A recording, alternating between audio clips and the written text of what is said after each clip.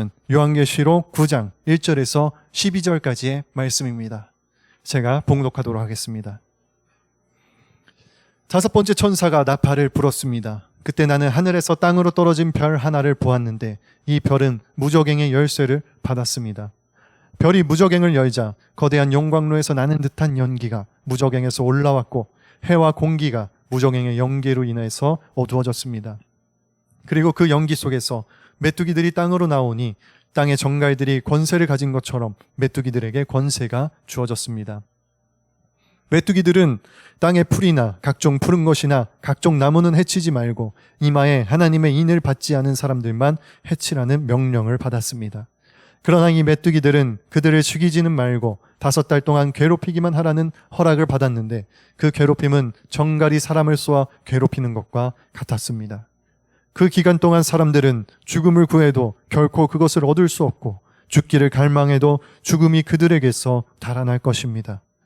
메뚜기들의 모양은 전투채비를 갖춘 말들 같고 그들의 머리에는 금으로 만든 듯한 관 같은 것이 씌워져 있고 그들의 얼굴은 사람의 얼굴과 비슷하고 또 그들의 머리털은 여인의 머리털 같고 그들의 이빨은 사자의 이빨과 같았습니다. 또 그들은 철 흉갑 같은 흉갑을 두르고 있었고 그들의 날개 소리는 전쟁을 위해 달리는 많은 말들의 병거 소리와 같았습니다. 또 그들은 정갈처럼 쏘는 꼬리와 독침을 가졌는데 5달 동안 사람들을 괴롭게 할 권세가 그들의 꼬리에 있었습니다. 그들은 무저갱의 사자를 자기들의 왕으로 삼고 있었는데 그 이름은 히브리 말로는 아바돈이고 그리스 말로는 아블로몬입니다. 첫 번째 재앙이 지나갔습니다. 그러나 아직도 2가지 재앙이 더 닥칠 것입니다. 아멘. 이 시간에는 이영선 목사님께서 5번째 나팔의 재앙이라는 제목으로 말씀을 전해주시겠습니다.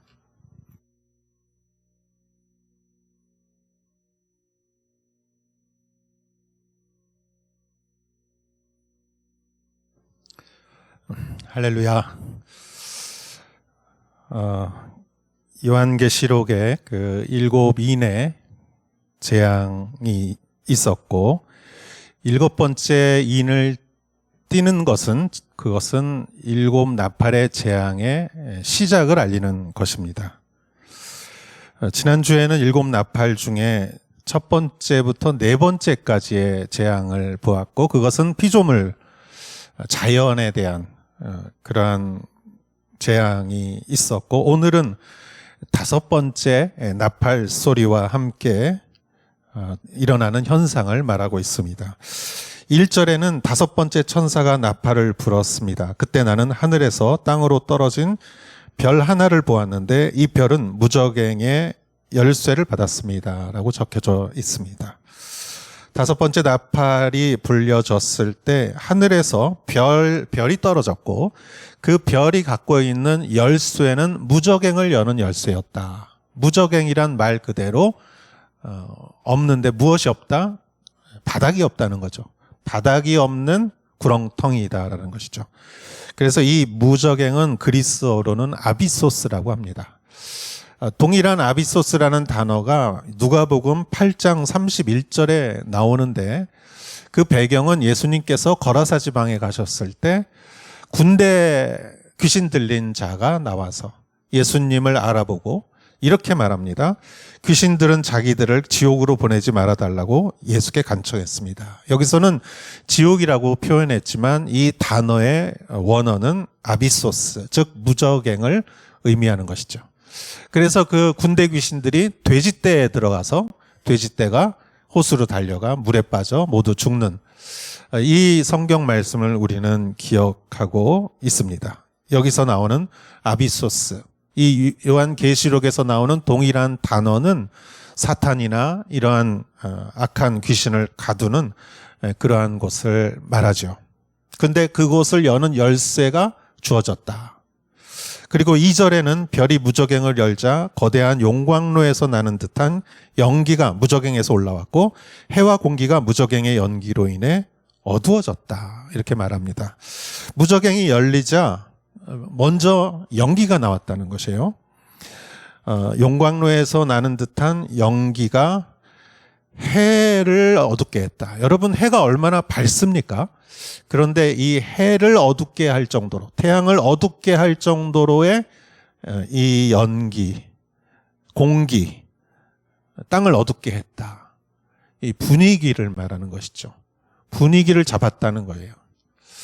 여러분, 우리는 분위기라든가 디자인이라든가 이런 것을 부차적인 거라고 생각하지만 사실 여기서부터 압도당하면은 우리가 어떤 게임을 하거나 뭘 할 때 이기기가 힘들죠.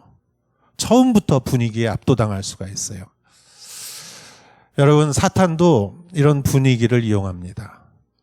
우리는 의식하지 못하지만 사람은 내 안에 있는 것이 끌리게 돼 있어요.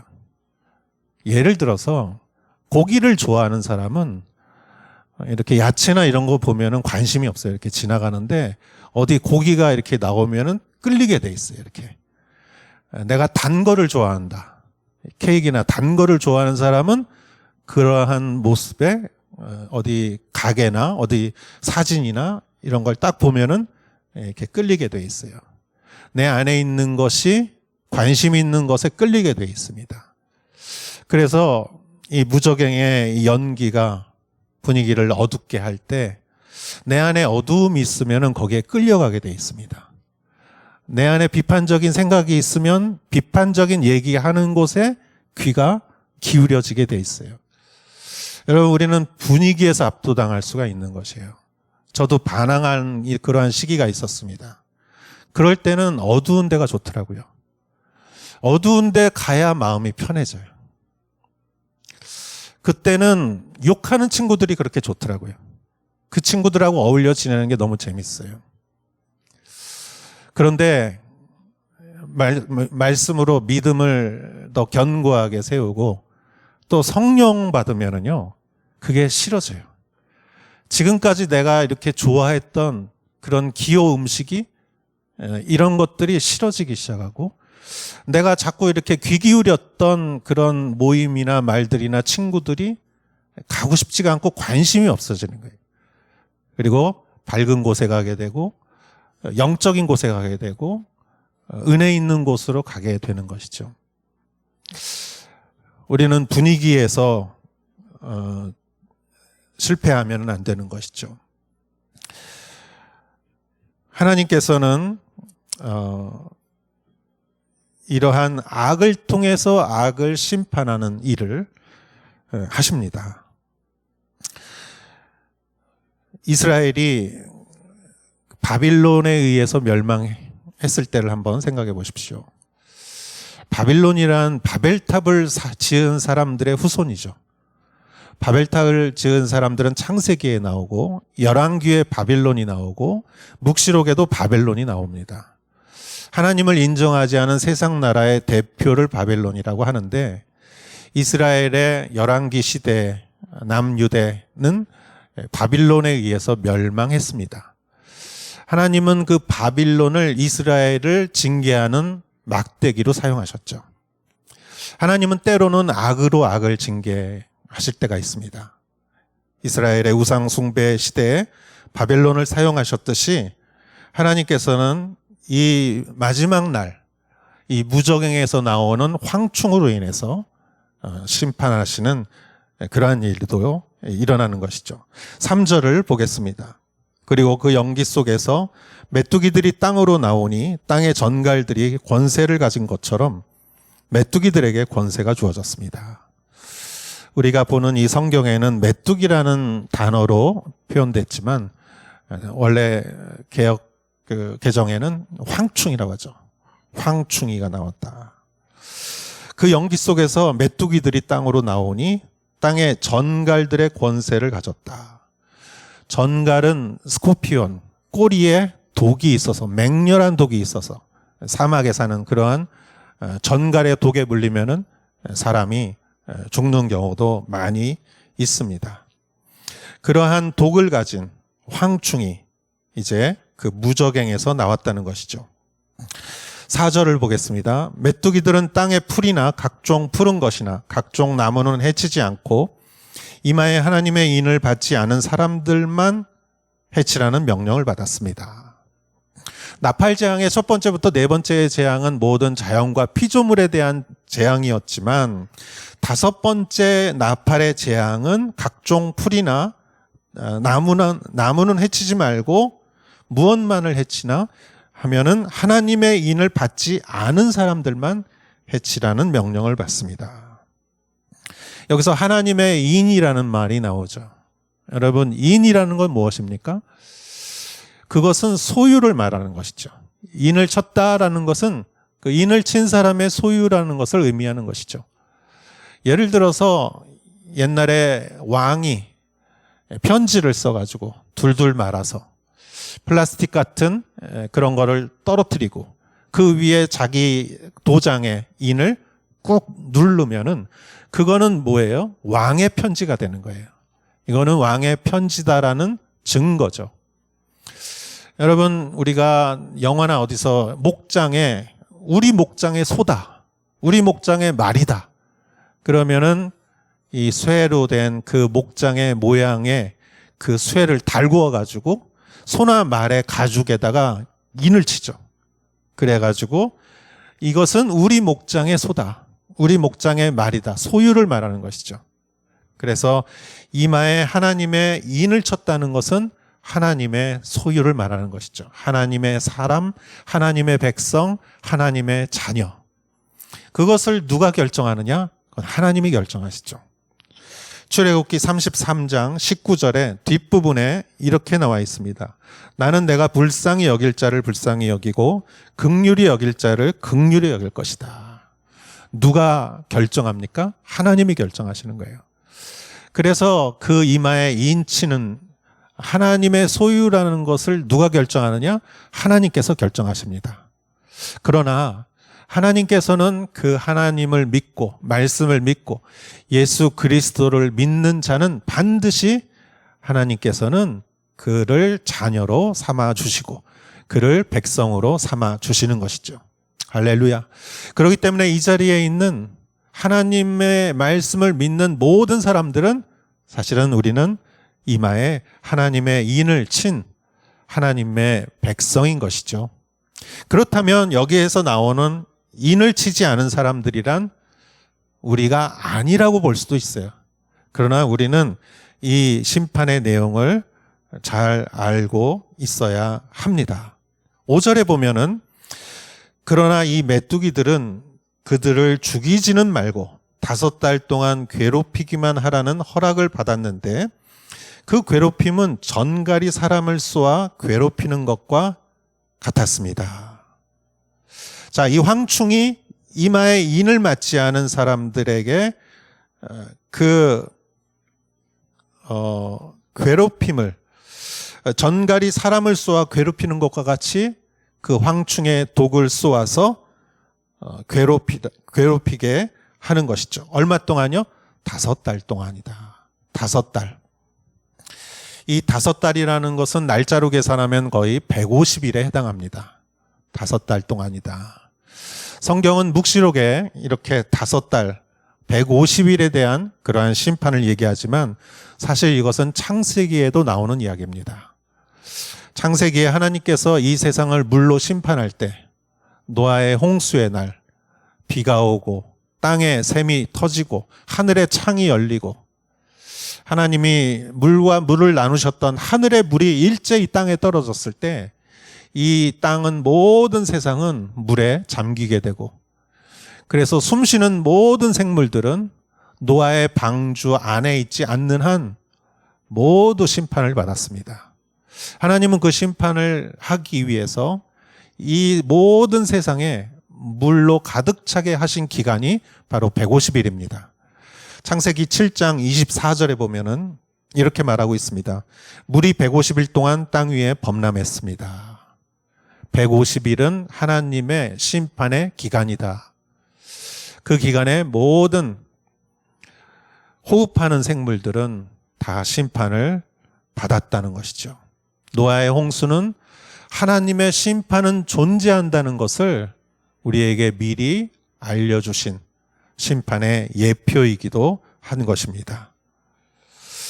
마지막 이 종말이 가까워오는 시기에 다섯 번째 나팔과 함께 오는 이 황충의 재앙, 그것도 5개월 150일 동안 계속되었는데 6절에 보면은 이 기간 동안, 그 기간 동안 사람들은 죽음을 구해도 결코 그것을 얻을 수 없고 죽기를 갈망해도 죽음이 그들에게서 달아날 것입니다. 이렇게 적고 있습니다. 여러분, 6절의 뒷부분의 말씀이 굉장히 귀에 와닿지 않습니까? 죽음이 달아난다. 죽음이 그들에게서 달아난다. 여러분, 우리가 육신을 가지고 살 때 이렇게 죽음이 달아나면 얼마나 좋겠습니까? 우리가 육신을 가지고 이 세상에 첫 번째 육신으로 죽는 것은 죽으면 죽는 거예요. 그러나 두 번째 하나님 앞에 심판, 두 번째 사망은 사실 두 번째 사망에는 죽음이 없습니다. 왜냐? 죽고 싶어도 죽을 수가 없는 것이죠. 이것은 지옥이 어떤 것인가를 말해주고 있는 것이죠. 죽을 수 없는 곳이 지옥입니다. 죽음이 달아나는 곳이 지옥이고 영원한 그 고통이 지옥인 것이죠. 이러한 모습을 미리 여기서 말해주고 있는 것이죠. 그렇기 때문에 우리는 죽음이 모든 것의 끝이라고 세상 사람들은 생각하지만 우리 믿는 사람들은 그렇게 생각하면 안 되죠. 죽음이 끝이 아닙니다. 하나님 앞에 우리는 나아가 서게 되고 어느 누구나 하나님 앞에서 하나님의 인을 받든지 사단의 인을 받든지 그 둘 중에 하나이지 그 중에 예외는 없다는 것이죠. 그리고 영원한 생명과 영원한 고통과 하나님의 나라와 천국과 지옥 두 가지가 있는 것이지 그 중간도 그 이외도 없는 것이죠. 이것이 우리가 믿는 사람들의 세계관이며 가치관인 것입니다. 성경은 7절부터 그 황충의 모습에 대해서 구체적으로 얘기하고 있습니다. 7절을 보면 메뚜기들의 모양은 전투채비를 갖춘 말들과 같았다. 전쟁을 하면서 나아가는 그 말들과 같이 얼굴이 길쭉하니까 이런 황충과도 비슷한 모습을 했겠지요. 또 그들의 머리에는 금으로 만든 관 같은 것이 쓰여져 있었다. 모두가 금 같은 그런 관을 쓰고 있었고 얼굴을 보면 얼굴은 사람의 얼굴과 비슷했다. 8절 또 그들의 머리털은 여인의 머리털과 같았다. 그들은 긴 머리를 하고 있었다라는 거예요. 그리고 그들의 이빨은 사자의 이빨과 같았다. 그들의 사자의 이빨 같이 날카롭고 무서운 이빨을 하고 있었다. 9절 또 그들은 철 흉갑 같은 흉갑을 두르고 있었다. 전쟁터에 나가는 사람들이 흉갑을 쓰는 그러한 흉갑을 두르고 있었고 그들의 날개 소리는 전쟁을 위해 달리는 많은 말들의 병거 소리와 같았다.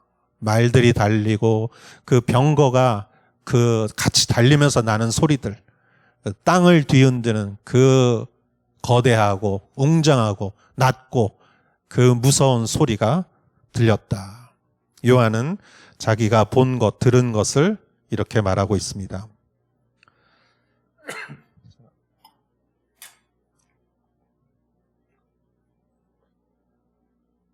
10절 또 그들은 정갈처럼 쏘는 꼬리와 독침을 가졌는데 5달 동안 사람들을 괴롭게 할 권세가 그 꼬리에 있었다. 이것은 아까 말한 것이죠. 전과 같은 꼬리에 침이 있고 독이 있었다. 그리고 11절 말씀이 중요합니다. 그들은 무저갱의 사자를 자기들의 왕으로 삼고 있었다. 이 하늘에서 떨어진 별이 갖고 있었던 열쇠가 무저갱의 문을 열었을 때 그 수많은 황충이 나왔는데 그들은 단독으로 움직인 것이 아니라 그들의 왕이 있었다 이거예요. 그들의 두목이 있었다. 그것은 무엇이냐? 그 이름은 히브리 말로는 아바돈이고 그리스 말로는 아볼루온이다라고 했어요. 아바돈, 히브리 말로는 아바돈, 헬라 말로는 아볼루온. 근데 두 가지의 의미는 동일합니다. 파괴자라는 말입니다. 파괴자. 그리고 이 존재가 바로 사탄의 존재입니다. 이 황충의 왕, 그것이 바로 무저갱에서 나온 그 존재는 사단이죠. 성경은 사단이라는 말 이외에 많은 다른 표현으로 사단에 대해서 말하고 있습니다. 마태복음 12장에는 바알세불이라는 말이 나오고 원수라는 말도 나오고 악한 자, 속이는 자, 큰 용, 거짓의 아비, 옛 뱀, 그리고 공중 권세 잡은 자, 그리고 지금 여기에 나오는 아바돈, 아볼루온, 이것은 사단을 지칭하는 말입니다.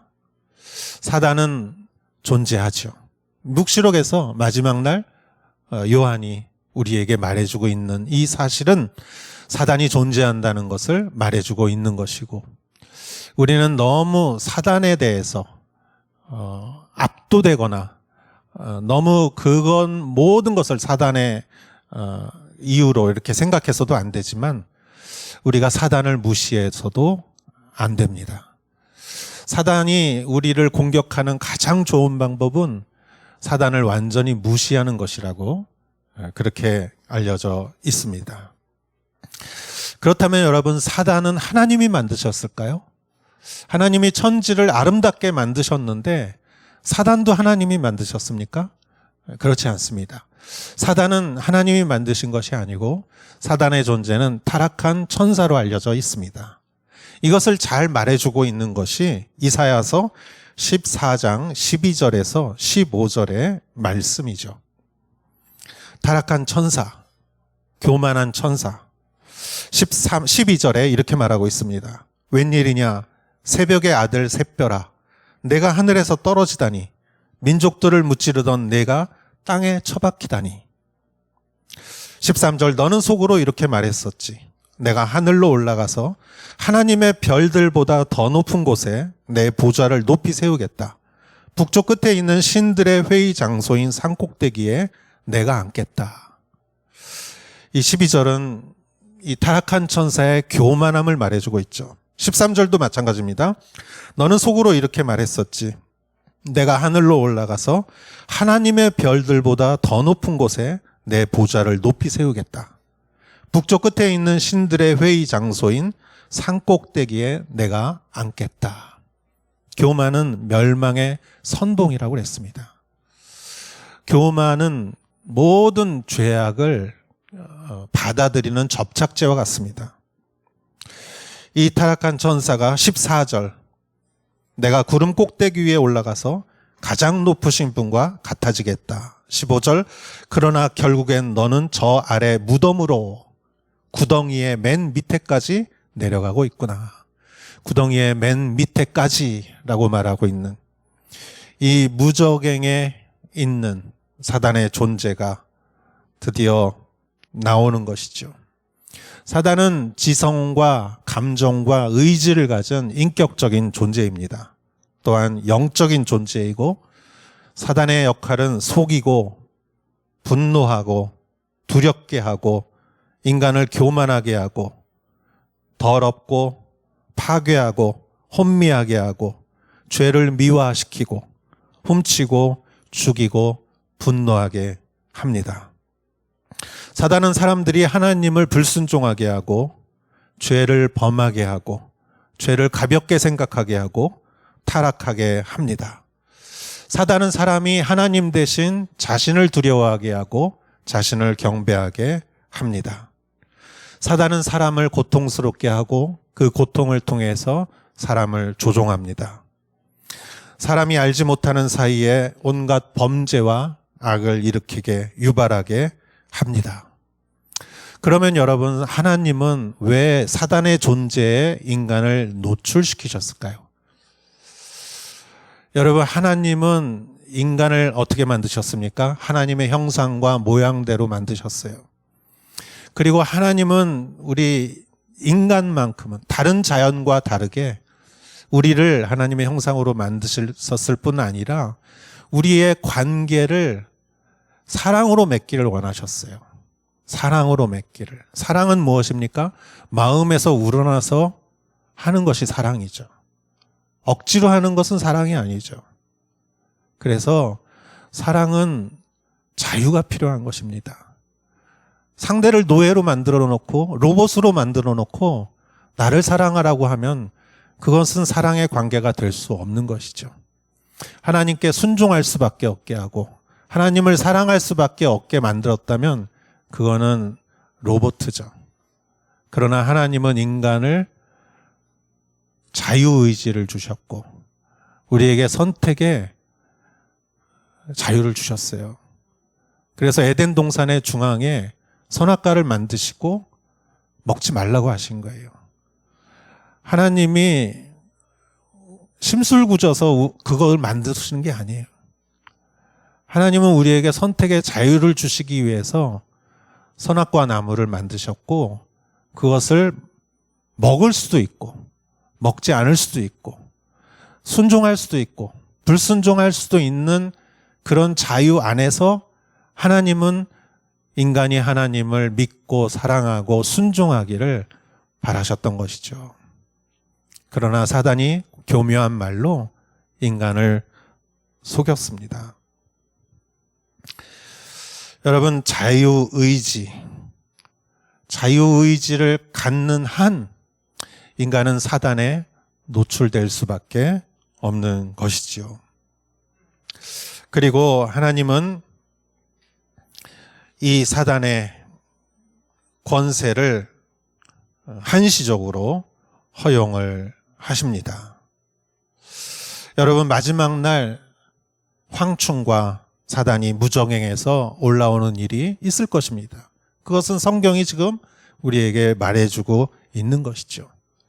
사단은 옛 뱀, 창세기에 뱀으로 나왔고 성경을 통해서 계속 존재했고 마지막 요한계시록에도 나온다면 지금 이 시대에도 사단의 존재는 있는 것이죠. 우리는 그것을 인정해야 하는 것입니다. 그리고 그 사단의 존재가 있다면은 그것은 우리가 사는 세상은 영적인 싸움이 있다는 것을 인정해야 하는 것입니다. 영적인 싸움 뒤에는 사단의 존재가 간접적으로, 직접적으로 있다는 것이죠. 그러면 우리는 어떻게 합니까? 영적 싸움을 싸워야 하는 것이죠. 누구도 예외는 없습니다. 인간은 아무리 애기라고 해도 한 인간으로 태어난 이상 한 인간이 지어져야 할 태어나고 죽는 이 인간이 짊어져야 할 삶의 무게는 남한테 결코 지어줄 수 없어요. 누구에게나. 그래서 영적 싸움은 목사님이 하시죠. 선교사님이 하시죠. 아니면 순장님이 좀 하시죠. 나는 그런 거 못하겠습니다 하고 말하면 안 돼요. 이거는 누구나 믿는 사람은 어깨에 짊어져야 할 그런 책무인 것입니다. 그리고 영적 싸움을 잘 싸우는 사람은 그 싸움 뒤에 하나님께서 저는 큰 보상을 주신다고 믿습니다. 제가 군대에서 유격 훈련을 받을 때 그 절벽 위에서 로프를 타고 내려와야 돼요. 조교가 시험을 보여주는데 얼마나 잘 타고 내려오는지 이 사람은 이렇게 거꾸로 내려오지 않고 밑을 보면서 이렇게 달려가서 내려가더라고요. 내 동료들도 다 했어요. 내 차례가 왔어요. 저도 겨우 내려왔어요. 무엇을 말합니까? 누구나 해야 하는 것이에요. 영적 싸움은 누구나 해야 합니다. 그럼 어떻게 싸웁니까? 우리에게 영적 싸움의 이 모범을 보여주신 분이 예수 그리스도시죠. 물론 성경에 많은 사람들이 영적 싸움을 그 모범을 보여주셨지만 예수님을 우리는 기억해야 합니다. 여러분, 사단이 예수님을 십자가로 가지 못하게 얼마나 막았습니까? 예수님을 유혹하고 예수님의 가장 가까운 제자 한 사람을 유혹하고 가롯 유다 안에 사단이 들어갔다. 성경 누가복음 22장 3절에 이렇게 말하고 있습니다. 사단이 그 12 중 하나인 가룟이라는 유다에게 들어갔습니다. 여러분, 사단이 유다에게 말했다는 게 아니에요. 말한 것도 아니에요. 유다 안에 들어갔다는 거예요. 유다가 배신했습니다. 예수님을 돈을 받고 팔았습니다. 여러분 같으면 어떠겠습니까? 내가 믿었던 사람이 나를 배신할 때 그 얼마나 슬프고 아프고 괴롭겠습니까? 여러분, 지금 한국의 뉴스는 뭡니까? 한국의 뉴스는 온통 내년 대통령 선거, 여론조사 1, 2위, 그거 이해는 요즘은 없는 것 같아요. 여러분, 2000년 전에 예수님이 바로 그런 분이었어요. 예수님이 갈릴리에서 기적을 베푸시고 예루살렘에서 기적을 베푸시고 그 제사장 바리새파 사람들 서기관들과 싸우시면서 예수님이 그 당시에 아주 모든 스포트라이트를 받는 분이셨어요. 군중들이 몰렸습니다. 예수님이 5,000명을 먹이셨을 때 사람들이 몰려와서 왕으로 삼으려고 했습니다. 오늘날로 말하면 대통령이죠. 얼마나 예수님이 인기가 많았습니까? 가는 곳마다 예루살렘을 가니까 예루살렘 주민들이 호산나 호산나 하고 예수님을 맞이하고. 그러나 예수님이 가는 길이 어떤 혁명가가 아니고 정권을 잡는 그러한 권력자가 아니고 십자가를 지려고 하시니 사람들이 떠났어요.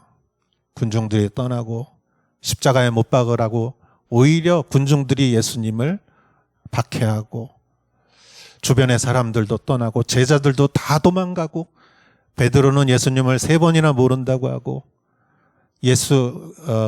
가룟 유다는 예수님을 돈 받고 팔고 예수님 혼자밖에 없어요. 아버지여 이 잔을 내게서 돌리옵소서. 그러나 내 뜻대로 하지 마시고 아버지의 뜻대로 하옵소서. 여러분, 우리는 이 말씀을 기억하지만 이 뒤에 예수님의 내면에 얼마나 영적인 전쟁이 있었겠습니까? 전쟁도 비행기가 떨어지는 이런 전쟁도 있지만 조용한 냉전도 있습니다. 마음속에서 일어나는. 오늘날 영적 전쟁은 마치 그러한 전쟁이라고 생각합니다. 코로나로 인해서 우리는 정말 우리가 해왔던 많은 일들을 지금 하지 못하고 최소한의 일만 하고 있지만 사실은 물밑에서 지금 거대한 정적 전쟁이 일어나고 있는 것입니다. 예수님의 마음을 한번 생각해 보십시오. 군중이 떠나고 제자가 떠나고 배신하고 너무 마음이 아프고 너무 외롭고 힘들고 그러면은 만사가 귀찮아지고 아무것도 하고 싶지 않아요. 그러나 예수님은 십자가를 향하여 걸어가셨습니다. 예수님이니까 그렇게 하셨죠. 이렇게 말할 수가 있어요. 그러나 인간으로 오신 예수님은 우리와 똑같은 성정을 가지고 영적 전쟁을 감당하셨다는 것을 기억하십시오. 예수님이 그때 십자가를 향해 걷는 게 얼마나 외롭고 힘들었을까. 그런데 사실 오늘날 우리가 겪는 영적 전쟁도 비슷해요. 십자가를 짊어지는 예수님의 걷는 길과 비슷해요. 저도 막 행사가 있고 사람들이 모이고 이러면은 막 힘이 솟고 에너지가 솟는데 정말 뭘 해도 소극적이 되고 잘 안 되고 모이지 못하고 이러면은 나조차 게을러지고 그냥 의욕이 없어지는 그런 현상이 드러나는데 그거를 제일 좋아하는 사람은 사탄이에요. 그거를 제일 좋아하는 거는. 우리는 일어나야 합니다.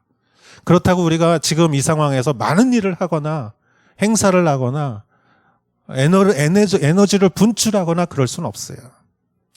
그러나 중요한 것은 이 시간에 우리는 말씀과 기도에 그 끈을 놓쳐서는 안 되는 것이에요. 어떠한 일이 있다 할지라도. 오히려 이러한 때 우리는 말씀 앞에 서고 기도 앞에 서야 하는 것입니다. 제가 어느 목사님을 얼마 전에 만나서 얘기하는 가운데 이렇게 말씀하시더라고요.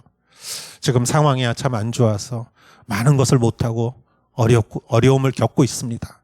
그러나 제가 꼭 놓지 않으려고 하는, 절대 놓지 않으려고 하는 두 가지는 말씀과 기도하는 일은 제가 놓지 않으려고 그것만 지금 노력하고 있습니다.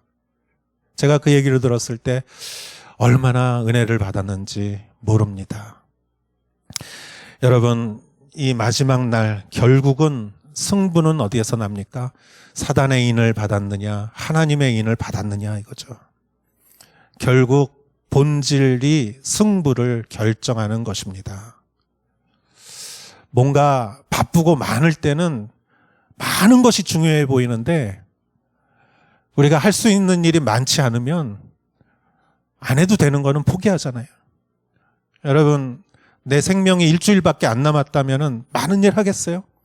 정말 해야 될 일만 골라서 하지 않겠습니까? 우리는 지금 이러한 일을 해야 한다고 생각합니다. 지금 우리가 많은 일을 할 수 없을 때 우리가 절대 포기할 수 없는 것은 무엇인가? 그것은 말씀과 기도이고, 그러나 이것이야말로 우리가 영적으로 승리를 얻을 수 있는 가장 중요한 것이라고 믿습니다. 여러분, 영적으로 어두움이 오고 고난이 오고 고통이 와도 절대 두려워하지 마십시오. 영적인 싸움의 원리는 간단합니다. 그것은 믿음으로 나가면 돼요. 그냥 믿음으로. 예수님이 마지막에 외롭고 힘들었어도 오직 하나님의 그 말씀만을 바라보고 십자가를 향해 나갔듯이 어려운 게 아니에요. 혼미케 하는 거, 우리를 혼동하게 하고 다른 길로 가게 하는 모든 것들에서 우리의 마음을 뺏기지 말고 말씀과 기도로 나아가시는 여러분 되시기를 주의 이름으로 축원합니다. 기도하겠습니다. 우리 같이 한번 기도할까요? 여러분, 하나님, 내가 오늘 다시 한번 우리가 어렵고 힘들고 그런 상황이기 때문에 오히려 십자가 앞에 서셨던 예수님과 같이 우리가 오직 한 가지만을 바라보며 앞으로 나아가고자 합니다. 믿음을 더욱 주시고 주님 말씀을 주시고 또 기도하는 무릎을 허락하여 주시옵소서. 같이 한번 기도하겠습니다. 하나님 아버지, 이 시간에 정말 그 사단의 주먹이 아버지 하나님의 일을 받지 않아서 괴롭히고 고통스럽게 정말 이 왕중의 나라가 이런 시기에 우리가 마음을 뺏기지 않게 하시고 우리가 현혹되거나 유혹되지 않게 하시고 우리가 하나님 앞으로 정말 나아갈 수 있는 아버지 하나님 우리에게 되게 하여 주시옵소서. 하나님 아버지 도와주소서. 하나님 아버지여 축복하옵소서. 할렐루야. 하나님 감사합니다. 오늘 계시록의 말씀 우리에게는 참 두렵고 무섭고 나와 멀리 떨어진 말씀 같지만 하나님, 그러나 그 말씀의 이면에 있는 하나님의 사랑과 교훈을 우리가 기억하게 하시고 이것을 반면교사 삼아서 우리가 하나님의 선택된 백성이라는 그 믿음과 확신으로 우리가 어떤 시기이든지 아버지 하나님, 우리가 정말 현혹되지 않고 다른 길을 가지 않고 오직 하나님만 바라보며 믿음으로 말씀으로 성령으로 주님의 길을 가게 하여 주시옵소서. 예수님의 이름으로 기도하였사옵나이다. 아멘. 우리 다 같이 일어나시어 봉헌 찬송 드리겠습니다.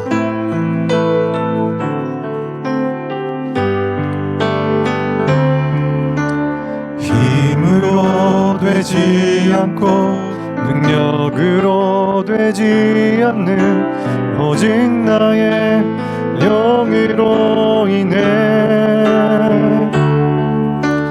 힘으로 되지 않고 능력으로 되지 않는 오직 나의 영으로 인해 오직 주의 성령으로 인해 높은 산도 그 앞에서 다 낮아지네. 오직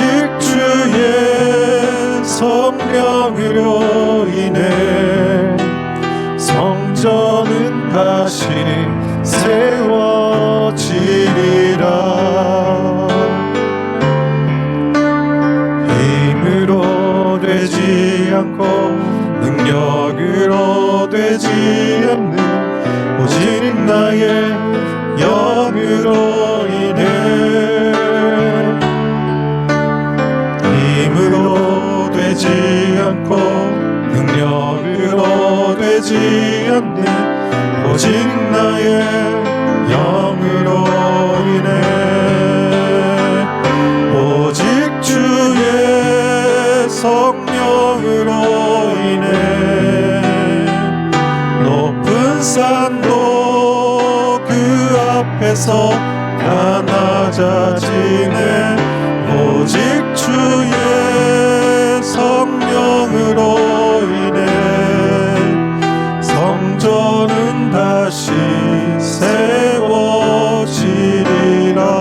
세워지리라. 주님의 이름을 찬양합니다. 살아계신 하나님, 이 오사카 땅에도 우리와 함께 임재하시는 임마누엘의 하나님, 우리의 예배를 받으시고 흠령하시고 기뻐하시는 하나님, 우리의 신앙을 보시고 기뻐하시고 우리를 더욱더 축복하시는 하나님, 이 예배를 통하여 한 사람 한 사람의 심령 가운데 하나님의 친밀함과 위로와 능력과 지혜가 임하게 하옵소서. 이 예물을 드립니다. 모든 것이 하나님으로부터 왔기에 우리가 오히려 감사함으로 하나님께 올려드립니다. 주님, 그 믿음을 보시고 한 사람 한 사람에게 더욱더 풍성함을 허락하여 주시옵소서. 우리가 구하지 못한 것까지 하나님 풍성하게 하시고 우리가 더욱더 베푸는 자가 되게 하여 주시옵소서. 이제는 우리 주 예수 그리스도의 은혜와 하나님의 사랑과 성령의 인도하심이 여기 모여 영적인 싸움 가운데 믿음으로 승리하는 사랑하는 성도님 한 분 한 분 머리 위에 이제로부터 영원토록 함께 하실지어다. 아멘.